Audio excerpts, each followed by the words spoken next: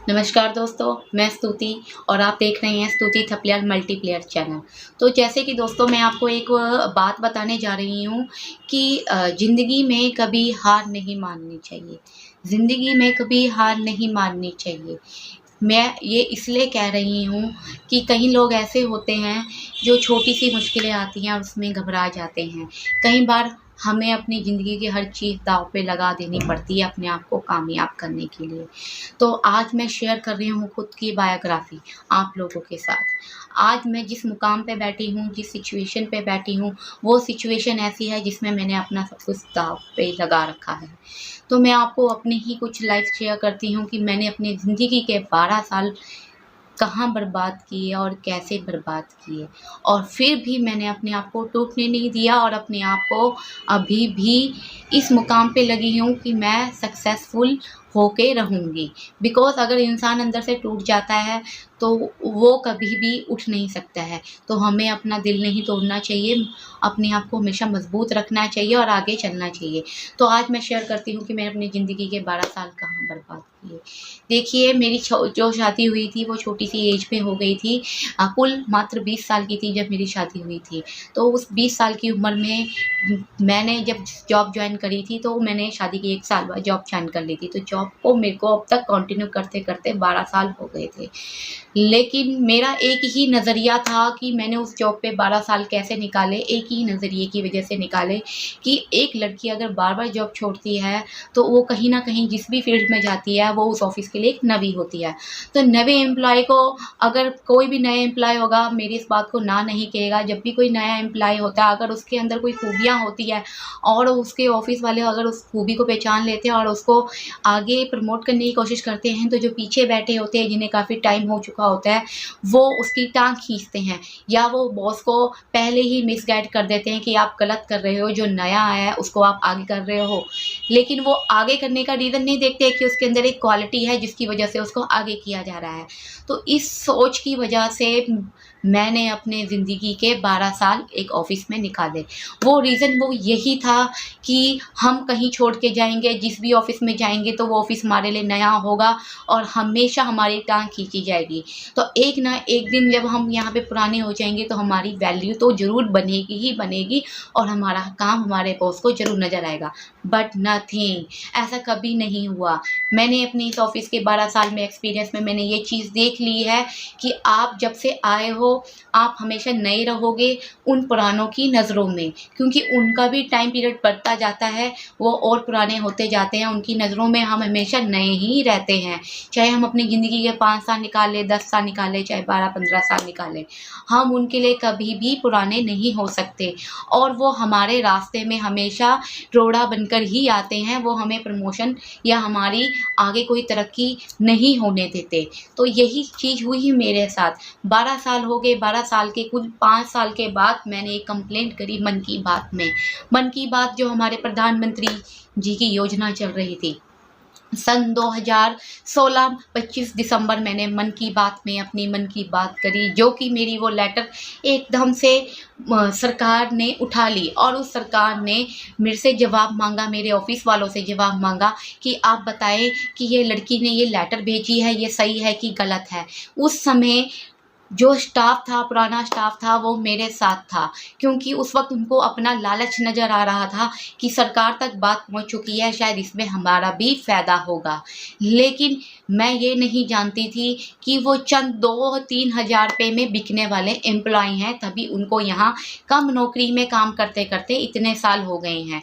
तो उनकी जो तनख्वाह थी उस टाइम पे कुल मिला के 8 या 10 हज़ार रुपए तनख्वाह थी और उनको यहाँ पर काम करते-करते जब मैंने ये लेटर लिखी थी, कम से कम 13 या 14 साल हो चुके थे और उनकी 8-10 हज़ार तनख्वाह से ज़्यादा तनख्वाह नहीं थी।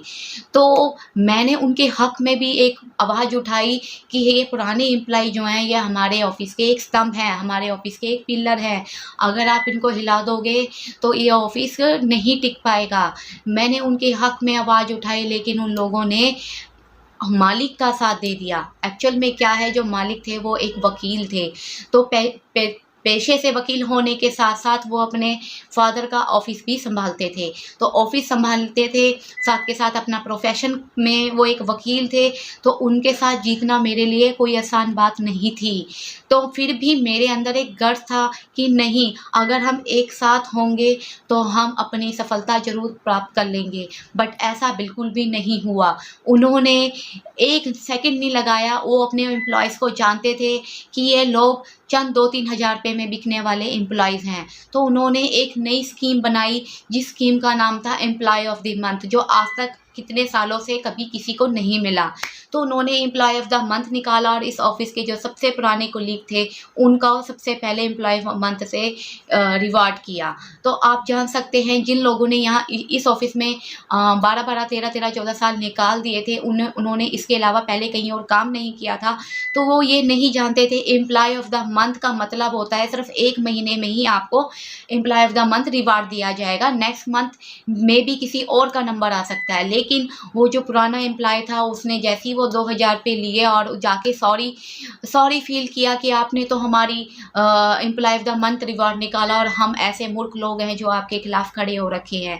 वो उनकी साजिश को नहीं समझ रहे थे कि वो इस चैन को तोड़ना चाहते हैं, एक एक यूनिटी को तोड़ना चाहते हैं। और ऐसे करते करते उन्होंने हर महीने एक एक करके टर्न बाय टर्न पुराने एम्प्लॉयज़ को एम्प्लॉय ऑफ द मंथ देना शुरू कर दिया। इस बीच में वो मुझे भी लालच देने लग गए कि आप सिर्फ अपने बारे में बात करो, आप बाकी सबको अपने साथ क्यों लेके चल रहे हैं। बट मैंने सोचा, मैंने यहाँ पे इस ऑफिस में काम करना है, अगर मैं अपने हक में बात करूँगी तो मैं मालिकों के साथ बैठ के काम नहीं करना, मुझे काम करना है एम्प्लॉयज़ के साथ बैठ के। तो मैं उनको मुँह कैसे दिखाऊँगी कि सबके सामने मैंने उनका भी पर्दाफाश किया कि ये लोग मेरे साथ हैं और उसके बाद मैं मालिक के साइड हो दूँ चंद जो पैसों के लिए। नहीं, ये मुझे गवारा नहीं था। बट मेरे साथ कोई एक जना खड़ा नहीं हुआ और मेरा केस ढीला पड़ गया और सर ने एक एक करके सारे एम्प्लॉयज़ को 2-2 हज़ार रुपये में खरीदना शुरू कर दिया, जिस बीच में इन्होंने मेरा भी इनाम निकाला। मैं क्यों छोड़ती, मैंने भी उस एम्प्लॉय ऑफ द मंथ को एक्सेप्ट किया क्योंकि वो एम्प्लॉय ऑफ द मंथ था।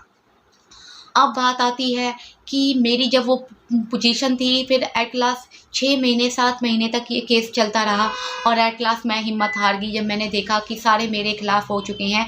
मेरे ऊपर कैमरे लग चुके थे, 2-2 कैमरे लगा दिए थे कि ये लड़की किससे बात करती है, क्या बात करती है और क्या नए एक्शंस लेने वाली है। मेरे पीछे कुछ ड्राइवर्स छोड़ दिए गए थे, कुछ पीएन्स छोड़ दिए गए थे, कुछ बड़े बड़े एम्प्लॉयज़ मेरे को देखा करते थे कि ये कहाँ जाती है, क्या करती है। मतलब वो 6-7 महीने मैंने अकेले सर्वाइव किया। मेरे फ्रेंड्स को भी डराना शुरू कर दिया था कि ये तुमसे क्यों बात करती है, क्या बात करती है, हमारे साथ शेयर किया करो। बट उस वक्त वो लोग भी मजबूर थे नौकरी की वजह से, तो उन्होंने कुछ समय मेरा साथ दिया और उसके बाद वो डर के साइड हो गए। तो बाद में हार कर वही हुआ जो हर साल होता रहा। सिर्फ 2-3 हज़ार रुपये उन्होंने बढ़ाई मेरी 6-7 महीने में और बाकी सबकी जहाँ 300-400 बढ़ाते थे वहाँ 500, 600, 700, 800 करके उन्होंने बढ़ाई। तो ये बात थी कि मैंने जो उस वक़्त ये नोटिस किया कि यूनिटी हम आज की डेट में ढूँढते हैं, पर यूनिटी में कोई फ़ायदा नहीं रहा। यहाँ पे लोग चंद पैसों के लिए बिक जाते हैं। उन्होंने ये नहीं देखा वो जिस पेड़ पे बैठे, जिस टहनी को वो काट रहे हैं, उस टहनी पे से गिर कर वो खुद भी ख़राब हो जाएंगे। अब उनको ये नहीं पता था कि इतने साल से उनका पीएफ बंधा पड़ा था, पीएफ के ऊपर टॉपिक छिड़ा था। इतने साल से उनकी तनख्वाह जो बंधी पड़ी थी, अगर उनकी तनख्वाह हमसे ज़्यादा होती तो आने वाले जो जनरेशन जो वहाँ काम कर रही है तो उनको भी पे स्केल बढ़कर ही मिलता। बट नहीं, ऐसा कुछ नहीं हुआ। मेरे इस एक्शन के बाद से बस थोड़ी सी इंक्रीमेंट में फ़र्क पड़ गया था और जो आने वाली जो न्यू जनरेशन थी उनके लिए थोड़ा सा अच्छा हो गया था। जहाँ स्टार्टिंग तनख्वाह 4-5 हज़ार रुपये होती थी, वहाँ स्टार्टिंग तनख्वाह 8-9 हज़ार हो चुकी थी। बट क्या हुआ, उसके बाद एक सख्ताई शुरू हो चुकी थी, मेरे ऊपर निगरानी रहना शुरू हो चुकी थी। तो इन्होंने क्या किया, एक चेंजेस लाने शुरू कर दिए, कंप्यूटराइज मोड कर दिया सारा ऑफिस को। मैं जानती थी कि कंप्यूटर के बिना आज की डेट में कोई गुजारा नहीं है, सारे ऑफिस डिजिटल है, तो मैंने अपने आप को पहले से ही प्रिपेयर किया हुआ था। तो मैंने अपने आप को डिजिटल बनाने के लिए अपना एक टाइपिंग सॉफ्टवेयर आता है, उसमें अपनी टाइपिंग स्पीड बढ़ाई, ऑफिस में लैपटॉप लेके जाती जाती थी, लंच टाइम में अपनी टाइपिंग करती थी, तो लोग मुझे बोलते थे कि यार नहीं सर तो ऐसे ही बोलते रहते हैं, कुछ नहीं होने वाला। बट आई बिलीव, मैं जानती थी कि एक प्रोफेशन के हिसाब से वो वकील हैं, वो बाहर की ऑफिस में जाते हैं आते हैं, उन्हें पता है आज की डेट में किस टाइप के ऑफिस हो चुके हैं, तो वो अपनी ऑफिस में मॉडिफिकेशन करना चाहते थे। तो मैं उनका नेचर जान चुकी थी कि वो कुछ ना कुछ हटकर करने वाले हैं, तो मैंने अपने आप को प्रिपेयर कर दिया था, इतना प्रिपेयर कर दिया था कि आज की डेट में मैं नंबर 1 पर थी टाइपिंग में। सबसे ज़्यादा टाइपिंग स्पीड मेरी हुआ करती थी। बाकी जो कंप्यूटर सेक्शन के थे वो तो अलग ही थे, वो तो शुरू से ही कंप्यूटर कर रहे थे, लेकिन मैं जो मैनुअली काम करती थी बाकियों के साथ, उनके हिसाब से मैं नंबर 1 पे थी। तो उनको प्रॉब्लम हो चुकी थी कि ये अभी भी आगे है, इसको हम हरा नहीं सकते हैं, इसको निकाले तो निकाले कैसे। तो इन्होंने मुझे फिर इन सालों में, अगले 5 सालों में इन्होंने मुझे हरासमेंट करनी शुरू कर दी, मेरी मिस्टेक्स निकालनी शुरू कर दी। कंप्यूटर सेक्शन के एक एम्प्लॉय ने बार बार जाके मेरी शिकायतें लगानी शुरू कर दी, पर इनका गुजारा मेरे से नहीं हो रहा था, क्योंकि मैं इनको उन दिनों में सबसे ज़्यादा काम निकाल के देती थी, जिन दिनों में काम का रश बढ़ जाता था। तो उन दिनों में ये लोग मेरे साथ मीठे हो जाते थे और मेरे से अपना काम निकलवा लेते थे। काम निकलवाने के बाद ये अपनी चाल पे आ जाते थे, ये अपने आप अपना शो करते थे कि आपने ये गलतियाँ करी हैं, मालिक के आगे मेरी रेपुटेशन ख़राब कर दी, बॉस के आगे मेरी मिस्टेक्स लेके जाने लगे कि इसकी मिस्टेक्स बहुत ज़्यादा आती हैं। उनकी शिकायत नहीं बताते थे, जो सबसे कम स्पीड में काम देते थे, जो सबसे कम काम देते थे, उनकी शिकायत नहीं बताते थे। उनकी शिकायत बताते थे, मेरी जैसी की शिकायत बताते थे, जो सबसे ज़्यादा रश के टाइम पे। कभी इन्होंने ये नहीं बोला कि रश के टाइम पे ये लड़की हमारे सबसे ज़्यादा काम आती है, उल्टा ये जाके बोल दिया कि सबसे ज़्यादा इसकी मिस्टेक्स आती हैं। तो मुझे ये सोच के बड़ी हैरानी हुई कि मैंने जिस ऑफ़िस में अपने आप को इतने साल दिए, तब तक मुझे 10 साल के करीब हो चुके थे और मैं अपने आप को इस ऑफ़िस से निकाल भी नहीं पा रही थी, क्योंकि एक अटैचमेंट हो जाती है। आप जिस जगह पे, जिस माहौल पे काम कर रहे हो, आपको पता है पॉलिटिक्स बहुत भरी पड़ी है, आपको पता है आपके साथ सीनियर साथ नहीं दे रहे हैं, फिर भी हमें अपने गुजारे के लिए, अपने घर की कमाई, जो अपना घर के गुजारे के लिए हम अपना टाइम निकालते हैं कि नहीं हमारे मकान की किश्त जानी है, बच्चों की फ़ीस जानी है, तो इस डर के कारण हमने कहीं अपने आप को किसी और ऑफ़िस में भी शफ़ल नहीं किया। तो ऐसे करते-करते 10 साल हो चुके थे और मैं परेशान हो चुकी थी इनके पॉलिटिक्स को देख-देख के। फिर भी मैं अपने आप को एडजस्ट करती थी कि नहीं, किसी तरह से मैं अपने आप को इस काबिल बना के रहूँगी कि एक ना एक दिन ये लोग मुझे एक्सेप्ट करेंगे, बट ये चीज़ नहीं हुई। लास्ट टाइम मेरे साथ जब क्या हुआ, यहाँ पे भास्कर के प्रोग्राम होते हैं, यहाँ पे प्रोग्राम्स चलते हैं, बहुत बड़े-बड़े टैगोर थिएटर में प्रोग्राम्स चलते हैं। तो इतने सालों से एक छूट थी मुझे कि मैं दूर से आती थी, ज़ीरकपुर से आती थी, तो आज तक इन्होंने मुझे संडे के लिए परमिशन नहीं दिया, क्योंकि संडे का ये पे ही नहीं करते हैं। हर ऑफ़िस में संडे की पेमेंट मिलती है। अगर ऑफ़िस का कोई भी एम्प्लॉय संडे अगर ऑफ़िस लगाता है तो उसको संडे की पेमेंट दी जाती है, प्लस रिफ़्रेशमेंट दी जाती है। पर यहाँ पे संडे की ना ही रिफ़्रेशमेंट होती थी, ना ही संडे की पेमेंट होती थी। तो अगर ये प्रोग्राम हम 6 के 6 दिन लगाते हैं वर्किंग डेज़ में, उसके बाद अगर संडे अगर कोई प्रोग्राम आता है, तो संडे हम दूर वालों को एक छूट दी जाती थी कि दूर का बंदा ना ही आए तो बेस्ट है, क्योंकि जो संडे का प्रोग्राम होता था लेट नाइट होता था, रात के 11 साढ़े 11 तक बज जाते थे। अब सोचिए, जो बंदा दूर से आ रहा है, ज़ीरकपुर से आ रहा है, इतनी दूर से ट्रैफिक में आ रहा है, संडे का दिन है और संडे के दिन रात के 11 साढ़े 11 बजे तक अगर वो प्रोग्राम लगाता है और नेक्स्ट डे उसने ऑफिस भी आना है, तो बताओ उसकी क्या हालत होगी। बाकी स्टाफ ऐसा था कि उनको बस प्रोवाइड थी, उनको और घर तक बस छोड़ देती थी, लेकिन जो दूर के एम्प्लॉय होते थे उनको अपने आप जाना पड़ता था। हमारे को छोड़ने के लिए बस घर तक नहीं आती थी, क्योंकि उनको अपना पेट्रोल नज़र आता था कि इतनी दूर तक हम इनको ज़ीरकपुर तक कैसे छोड़े, हमारा पेट्रोल लगेगा। उनको ये नहीं दिखता था कि पेट्रोल हमारा भी लगता है, स्टाफ का भी लगता है। अगर इतना ही था तो वो हमारे को संडे पे कर लेते, हम संडे ज़रूर लगाते। बट उन्होंने इस टाइम पे एक संडे के प्रोग्राम के लिए ऑफिस से निकाल दिया।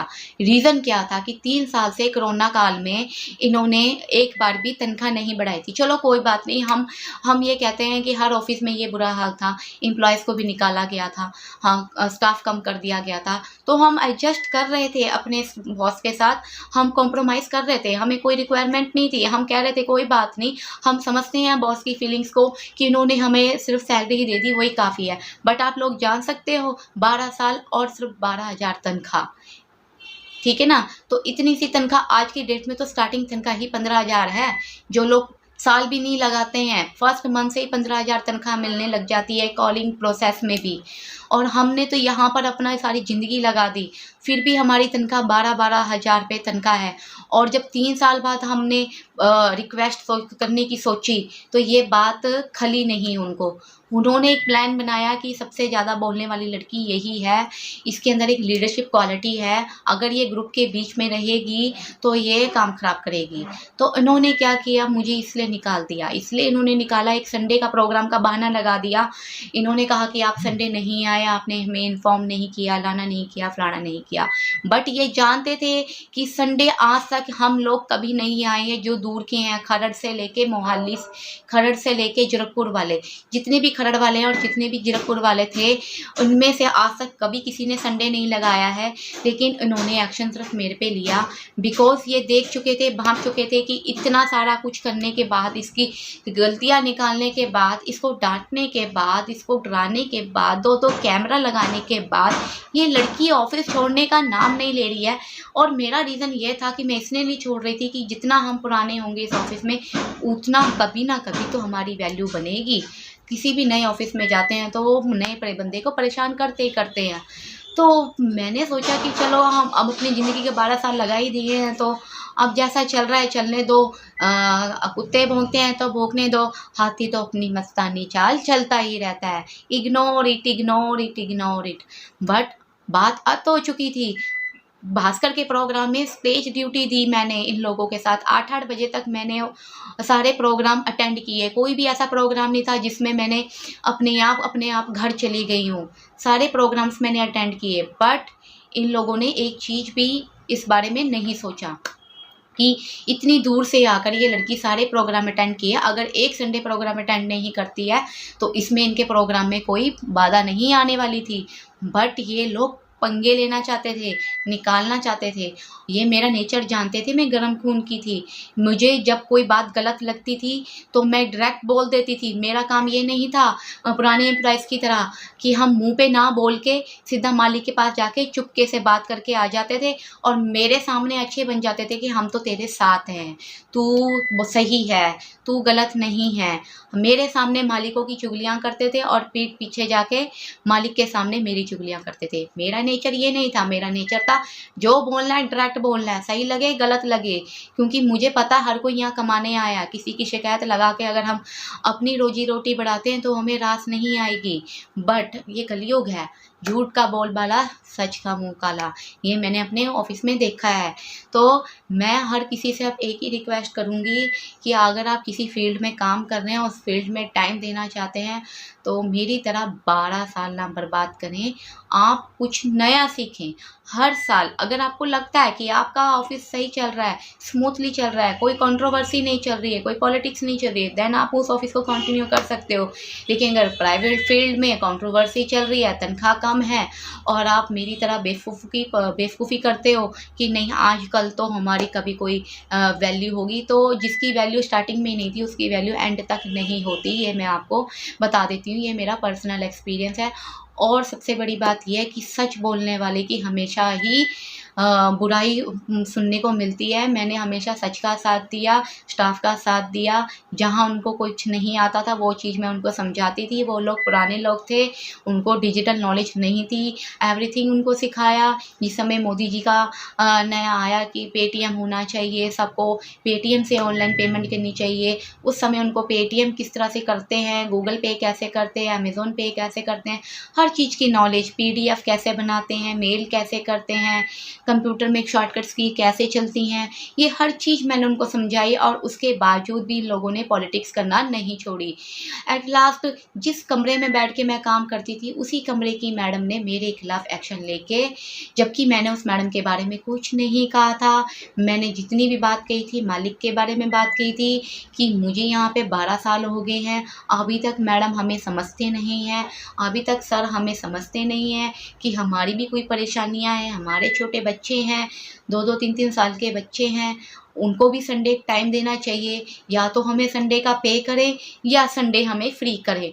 उन्होंने सिर्फ अपने करोड़ों रुपए कमाने के चक्कर में स्टाफ को एक बकरा बना रखा है, जब चाहे जहाँ मर्जी सूली में चढ़ा देते हैं। बट अब ये चीज़ नहीं हो सकती है। मैं आपको एक बात बता देती हूँ, अगर किसी ने 12 साल 15 साल अगर अपने किसी ऑफ़िस में निकाले हैं तो वो अपनी हिम्मत कभी ना हारे। वो ज़िंदगी में एक चीज़ ज़रूर याद रखे कि उसके अंदर कोई एक क्वालिटी है और उस क्वालिटी को समझ के वो अपनी एक नई दिशा पकड़े। मेरे अंदर क्वालिटी थी कि मैं डिजिटल मार्केटिंग में बहुत एक्सपर्ट थी। तो मैं डिजिटल मार्केटिंग का काम करती हूँ, आज के डेट में अमेज़न एफ़िलिएट का काम करती हूँ, यूट्यूब के साथ काम करती हूँ, तो मुझे कोई फ़र्क नहीं पड़ता है। सरकार ने हमारे लिए इतने प्लेटफ़ॉर्म खोले हैं कि हर बेरोज़गार बंदा किसी भी फ़ील्ड में काम कर सकता है और मैं सैल्यूट करती हूँ यूएस स्टेट को जिसने ये यूट्यूब चैनल स्टार्ट किया है। जहाँ पे एक छोटा से छोटा एक गरीब बंदा भी, एक किसान बंदा भी, एक बेरोज़गार बंदा भी इस यूट्यूब चैनल के थ्रू कमा रहा है और उस ऑफ़िस लाइन से तो बेटर ही कमा रहा है।